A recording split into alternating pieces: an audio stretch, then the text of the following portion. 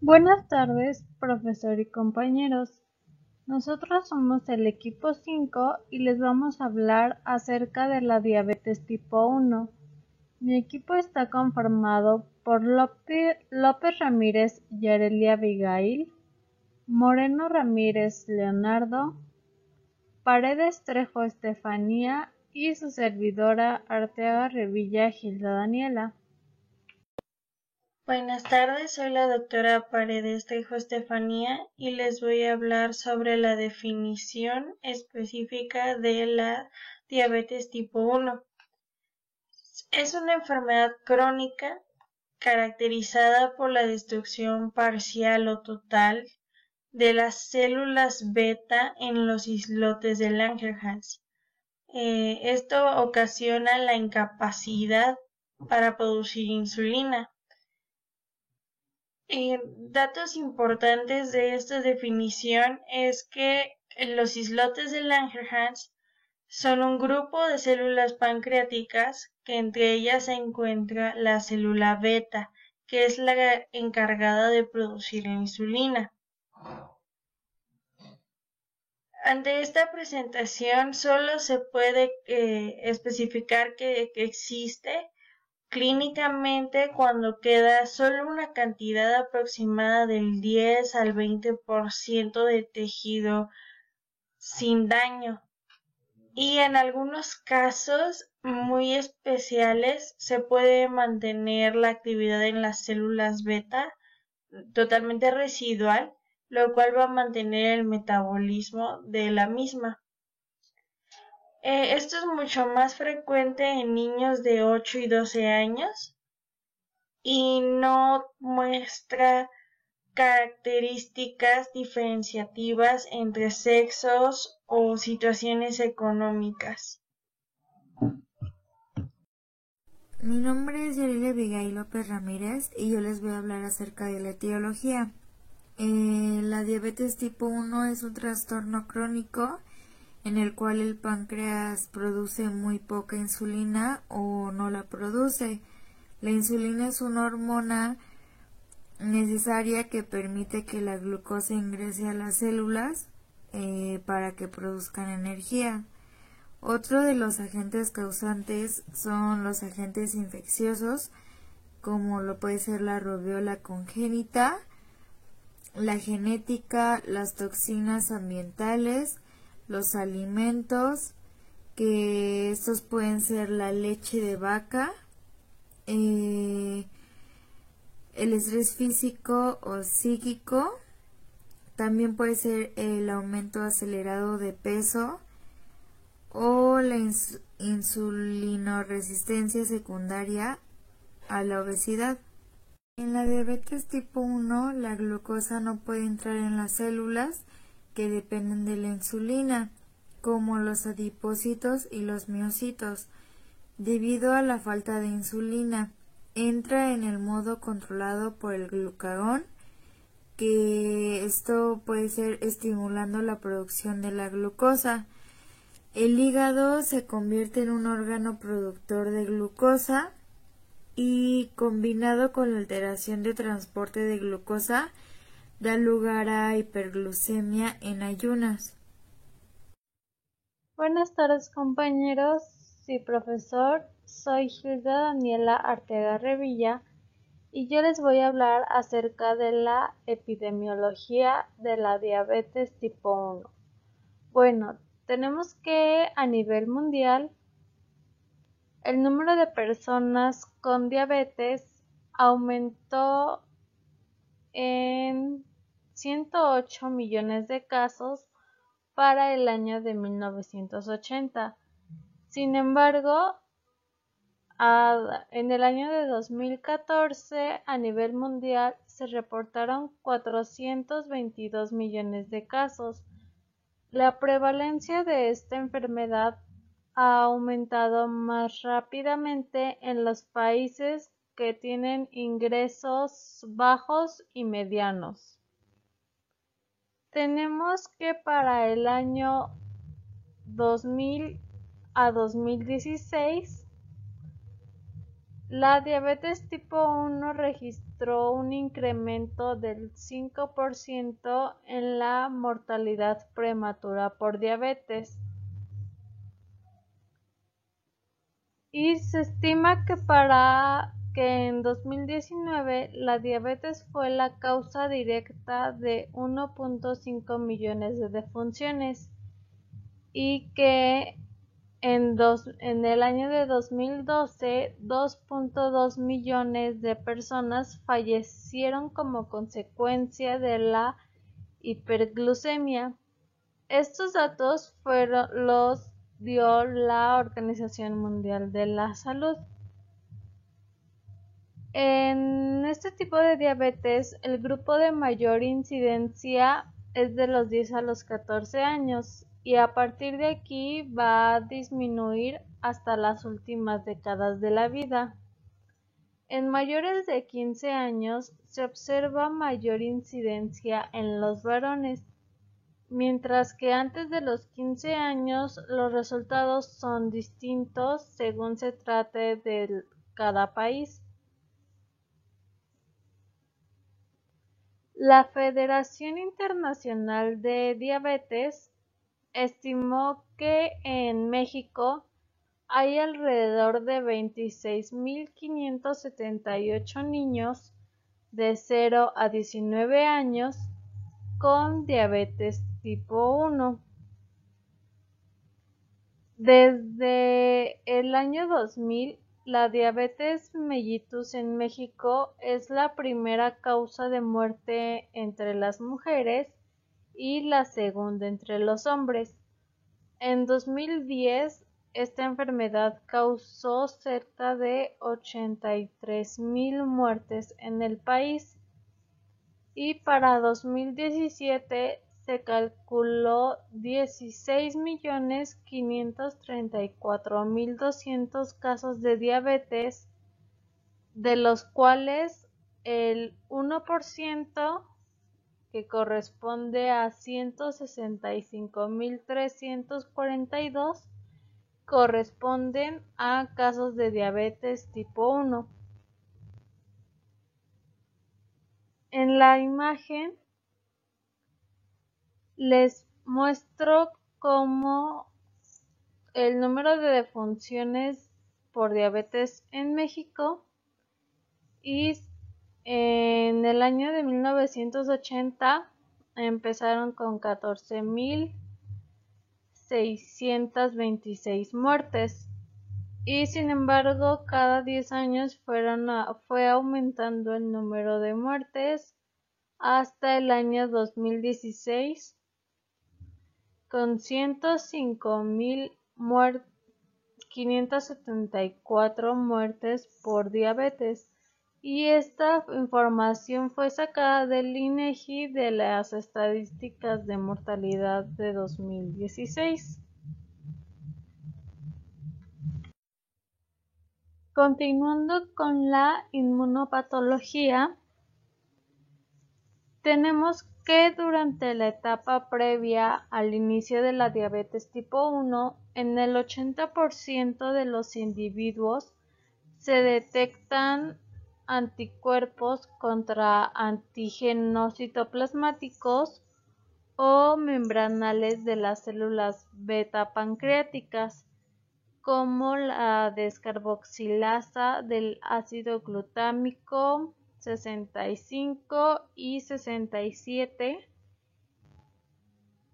y la proteína también de choque térmico 65 y contra la insulina 1.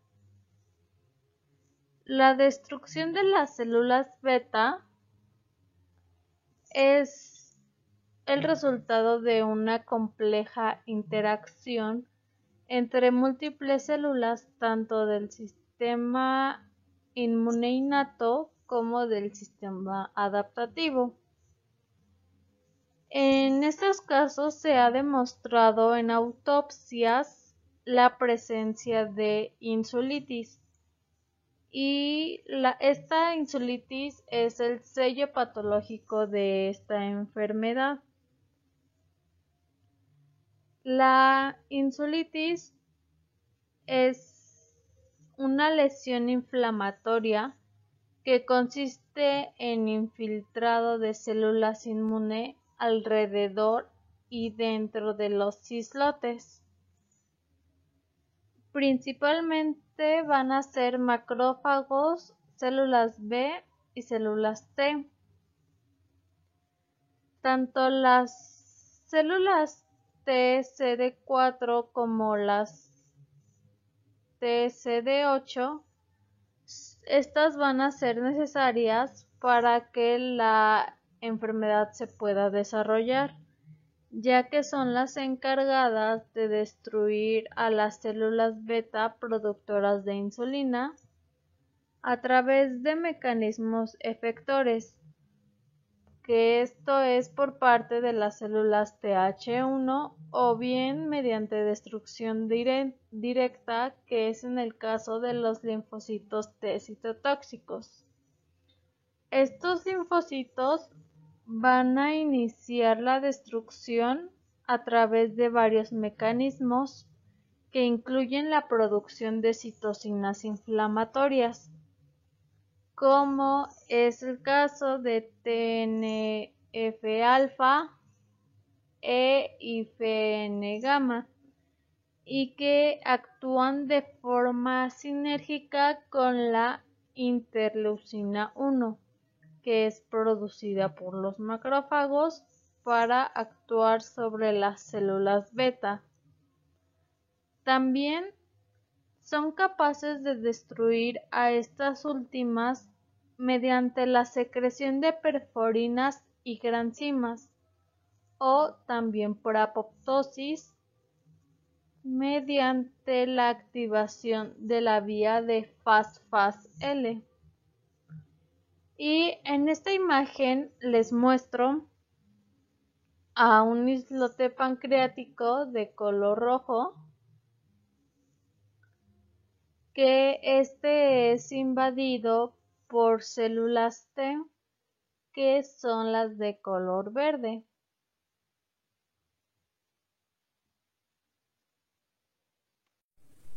La deficiencia metabólica. La deficiencia metabólica ocurre cuando hay reacciones químicas anormales en el cuerpo. Estas reacciones interrumpen el proceso metabólico. Cuando hay deficiencias metabólicas, es muy posible que se tengan demasiadas o muy pocas sustancias que el cuerpo necesita para mantenerse saludable. También existen diferentes grupos de trastornos. Algunos afectan la descomposición de los aminoácidos, los carbohidratos o los lípidos. Otros grupos son las enfermedades mitocondriales, que afectan la parte de las células que produce la energía. Se puede desarrollar una deficiencia metabólica si algunos órganos como el hígado o el páncreas se enferman o no funcionan como normalmente lo hacen. La diabetes tipo 1 es uno de los ejemplos más claros de lo que sucede cuando hay deficiencias metabólicas. La diabetes mellitus se caracteriza por hiperglucemia crónica debido a la deficiencia en la producción o acción de la insulina. Este afecta el metabolismo intermedio de los carbohidratos, las proteínas y las grasas. Esto es debido a la destrucción de las células beta en el páncreas. En el embarazo, el metabolismo de los carbohidratos se afecta al aumentar la producción de somatostatina crónica humana, placentaria, la prolactina, el cortisol y el glucagón, lo que contribuye a producir menor tolerancia a la glucosa y mayor resistencia a la insulina. Después del parto, el metabolismo generalmente retorna a la normalidad, pero las pacientes con diabetes gestacional tienen un alto riesgo de desarrollar más tarde diabetes tipo 2. También se puede generar una complicación en la cual las células descomponen grasa para generar cuerpos cetónicos y obtener energía. Cuando la concentración plasmática de glucosa supera la capacidad renal de reabsorción, aparece glucosa en la orina. Su excreción es acompañada del aumento de la pérdida de agua. La lipólisis constituye la reserva de combustible en el tejido adiposo para cubrir las necesidades energéticas. Da lugar a cuerpos cetónicos que entran en la cetogénesis. Aumenta la concentración de cuerpos cetónicos en el plasma y se excreta en la orina. La sobreproducción de ácido aumenta la concentración sanguínea de iones de hidrógeno, disminuyendo el pH. Esto provoca una acidosis metabólica. Buenas tardes, me presento nuevamente. Soy la doctora Paredes Trejo Estefanía y esta vez les voy a presentar la genética en la diabetes. Antes que nada les voy a explicar dos conceptos importantes para la genética, que es la selección positiva y la selección negativa de los linfocitos T. La selección positiva se refiere a la supervivencia y la diferenciación de la célula del timocito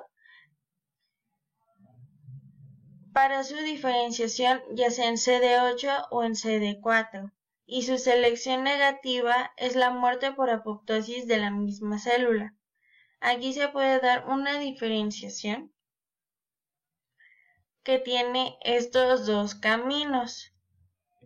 O se da una selección positiva o una selección negativa donde las células del timocitos mueren por apoptosis o van a proseguir para tener su segunda diferenciación y convertirse en linfocitos T maduros, ya sea CD8 o CD4, o continuar con el camino de la apoptosis. En la genética de la diabetes se da en el complejo de HLA, que es el Human Leukocyte Antigens, por sus siglas en inglés, que se encuentra en el cromosoma 6 en su brazo corto. El brazo corto de la región HLA tiene dos clases, la clase 1 y la clase 2. La diabetes se considera que el problema o la mutación está en la clase 2 en su región DQ, como DQA1, DQB1 o DQR1.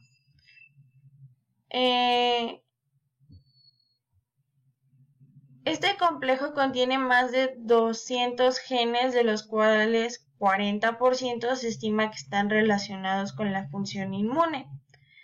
Y presenta péptidos antigénicos de origen extracelular como linfocitos T helper, y estas moléculas van a regular la selección química de dichos linfocitos.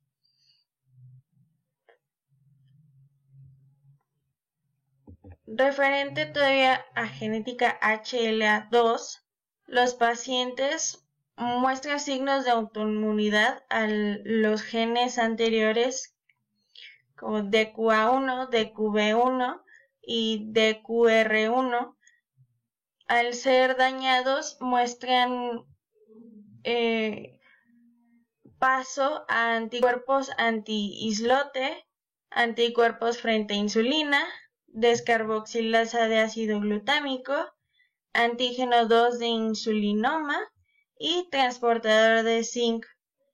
Como se puede ver en la imagen, todos estos anticuerpos van a provocar la muerte de las células beta, como se puede ver en esta imagen, donde todas las pequeñas células beta son bolitas grises muertas. En cambio, en un islote normal y sano, se pueden ver que son de un color azul. También está la genética no HLA, que es específica de estos 4 genes, como el CTLA4, que son linfocitos citotóxicos T asociados a antígeno 4. Son reguladores negativos de el TINS, locus IDDM2, que es el conjunto de genes HLA. Estos presentan función de autoanticuerpos específicos contra insulina. La tirosina fosfatasa linfoide es un regulador negativo de células T y codifica las proteínas linfoide de la tirosina fosfatasa. La helicasa inducida por interferón se va a encargar de la protección del hospedero de infecciones virales, y el receptor de interleuquina 2 se encarga principalmente de la regulación inmune. Entonces, todos estos daños que yo he comentado genéticos, más aparte de los que mis compañeras han mostrado en metabólicos, nos pueden arrojar un cuadro clínico muy específico, como lo es la alta producción de orina dulce, lo cual nos puede provocar a nuestro paciente colateralmente que se encuentre muy sediento, incluso hambriento, y al estar siempre hambriento va a adelgazar bastante, por lo tanto va a tener mucha debilidad muscular. Entonces tenemos que procurar que estos pacientes estén en constante alimentación, pero no abusar de ello, y constantemente en toma de líquidos por su alta pérdida en producción de harina.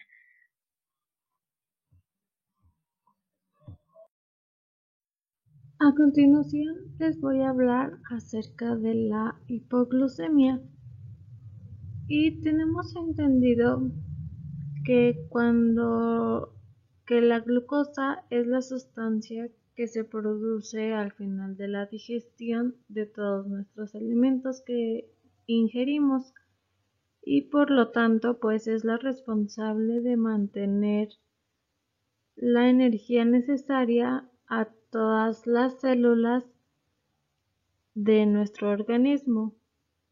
Cuando hay una disminución en los niveles de glucosa, lo que sucede es que nuestras células tienen una reducción en la cantidad de energía, y por lo tanto también en los órganos y sistemas que conforman el cuerpo humano.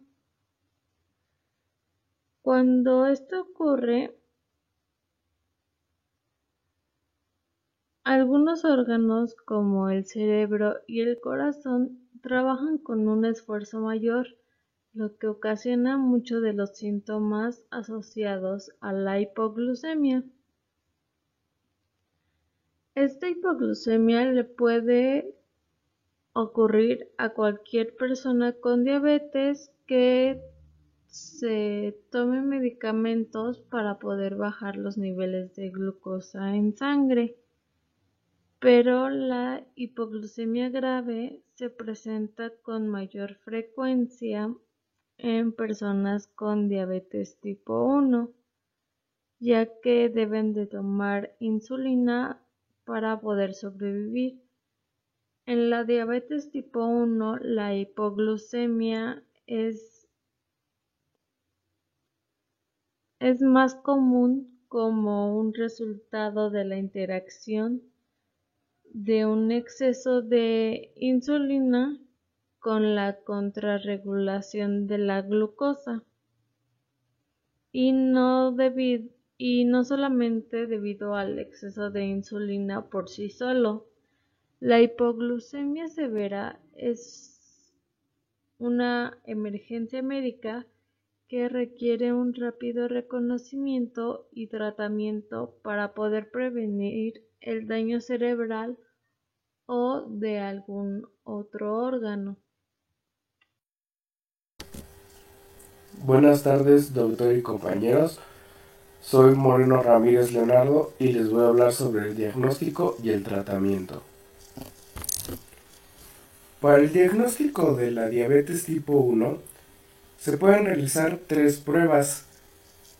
La primera de ellas va a ser la de la hemoglobina glicosilada. Esta prueba va a indicar el nivel promedio de azúcar en sangre en los últimos 2 o 3 meses. Esta prueba se va a encargar de medir el porcentaje de azúcar en sangre unido a la hemoglobina, y cuanto más alto sea el nivel de azúcar en la sangre, mayor será la cantidad de hemoglobina con glucosa, ya que un nivel del 6.5% o más en 2 análisis separados va a indicar la presencia de diabetes.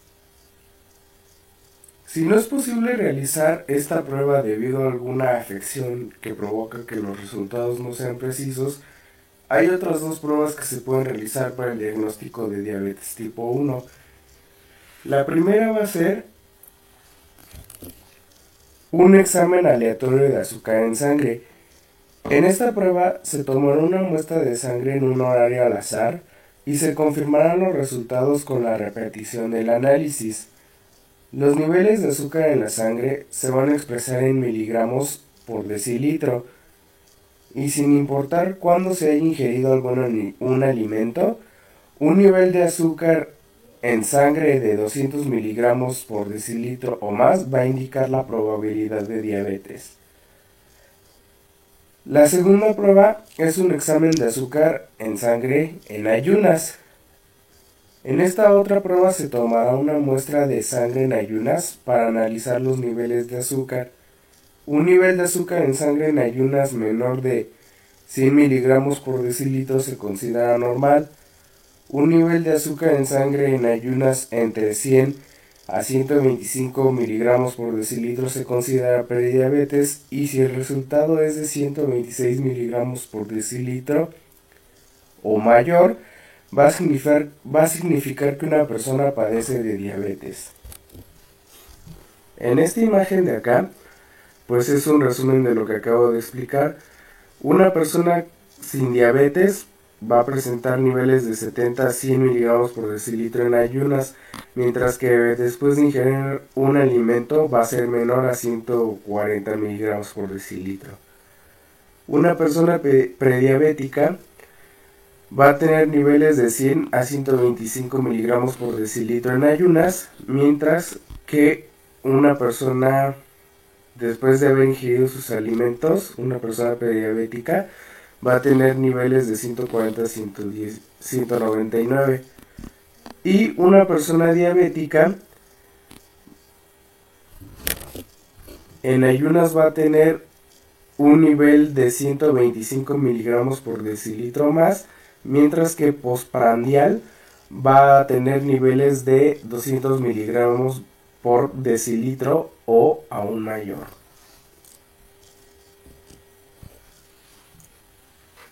Pasando a lo que es el tratamiento, las personas que padecen de diabetes tipo 1 tienen que inyectarse insulina para poder vivir, realizar glucemias capilares antes de cada comida y llevar un plan de alimentación equilibrado. Recordando un poco qué es la insulina, pues esta es una hormona producida por el páncreas, la cual facilita que la glucosa proveniente de los alimentos pueda ser utilizada por el organismo. Pero cuando el cuerpo no puede producir esta hormona, se va a tener que administrar esa insulina por medio de inyecciones. Por lo general, la insulina debe inyectarse antes de cada comida, lo cual va a ser aproximadamente de 3 a 4 veces al día. Por lo general se utiliza una aguja fina para poder hacer una inyección subcutánea, y los lugares recomendados para su inyección son los brazos, los muslos, el abdomen y los glúteos. En esta imagen se puede ver los lugares recomendados para esta inyección, como ya mencioné, los brazos, los muslos, el abdomen y los glúteos. Una persona con diabetes debe llevar una dieta balanceada en donde se evite comer alimentos con altos niveles de carbohidratos, como los panes y los dulces. Una persona diabética deberá aprender a contar la cantidad de carbohidratos en los alimentos que consume para que así pueda administrar la insulina suficiente para poder metabolizar adecuadamente estos carbohidratos. El ejercicio físico también es parte importante del tratamiento para la diabetes, ya que eso ayudará a evitar factores de riesgo vasculares como la obesidad y el colesterol alto.